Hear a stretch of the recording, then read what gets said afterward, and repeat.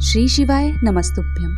अध्याय 21 प्रारंभ। कैलाश तथा हिमालय पर्वत पर श्री शिव और सती के विविध विहारों का विस्तार पूर्वक वर्णन करने के पश्चात ब्रह्मा जी ने कहा, मुनि, एक दिन की बात है, देवी सती एकांत में भगवान शंकर से मिली और उन्हें भक्तिपूर्वक प्रणाम करके दोनों हाथ जोड़ खड़ी हो गई। प्रभु शंकर को पूर्ण प्रसन्न जन्म नमस्कार करके विनीत भाव से खड़ी हुई दक्ष कुमारी सती भक्ति भाव से अंजलि बांधे बोली। सती ने कहा, देव देव महादेव करुणा सागर प्रभु दीनों उद्धार परायण महायोगिनी, मुझ पर कृपा कीजिए। आप परम पुरुष हैं, सबके स्वामी हैं, रजोगुण सत्वगुण और तमोगुण से परे हैं, निर्गुण भी हैं सगुण भी हैं, सबके साक्षी निर्विकार और महाप्रभु हैं। हर मैं धन्य हूँ जो आपकी कामनी और आपके साथ सुंदर विहार करने वाली आपकी प्रिया हूँ। स्वामिनी, आप अपनी भक्त वत्सलता से ही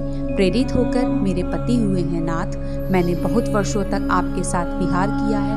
महेशान, इससे मैं बहुत संतुष्ट हुई हूँ और अब मेरा मन उधर से हट गया है। देवेश्वर, अब तो मैं उस परम तत्व का ज्ञान प्राप्त करना चाहती हूँ जो निर्तिशय सुख प्रदान करने वाला है तथा जिसके द्वारा जीव संसार दुख सुख से अनायास ही उद्धार पा सकता है। नाथ, जिस कर्म का अनुष्ठान करके विषयी जीव भी परम पद को प्राप्त कर ले और संसार बंधन में न बंधे, उसे आप बताइए।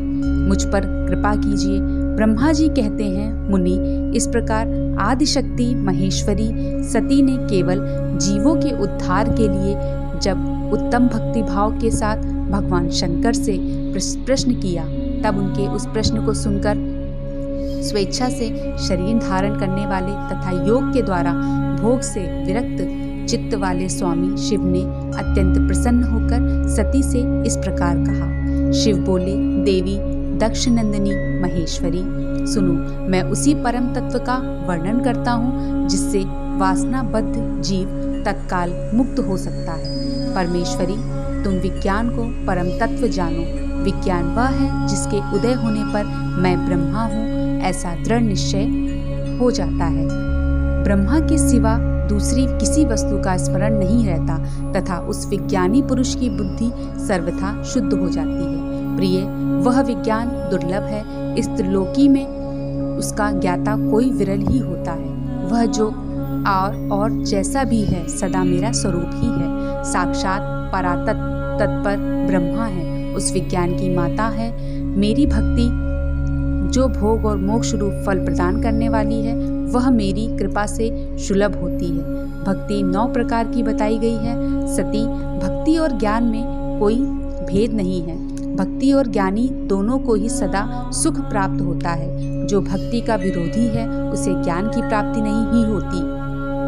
देवी, मैं सदा भक्त के अधीन रहता हूँ और भक्ति के प्रभाव से जातिहीन नीच मनुष्यों के घरों में भी चला जाता हूँ, इसमें संशय नहीं है। सती, वह भक्ति 2 प्रकार की है, सगुणा और निर्गुणा। जो वैधि और स्वाभाविकी भक्ति होती है वह श्रेष्ठ है तथा इससे भिन्न जो कामना मूलक भक्ति होती है वह निम्न कोटि की मानी गई है। पूर्वोक्त सगुणा और निर्गुणा ये दोनों प्रकार की भक्तियाँ नैष्ठिकी और अनैष्ठिकी के भेद से 2 भेद वाली हो जाती हैं।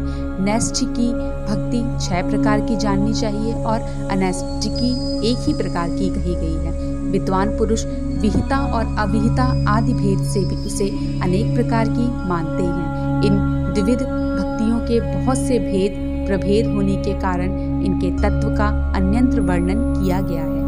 प्रिय, मुनियों ने सगुणा और निर्गुणा दोनों भक्तियों के 9 अंग बताए हैं। दक्ष नंदिनी, मैं उन 9 अंगों का वर्णन करता हूँ, तुम प्रेम से सुनो।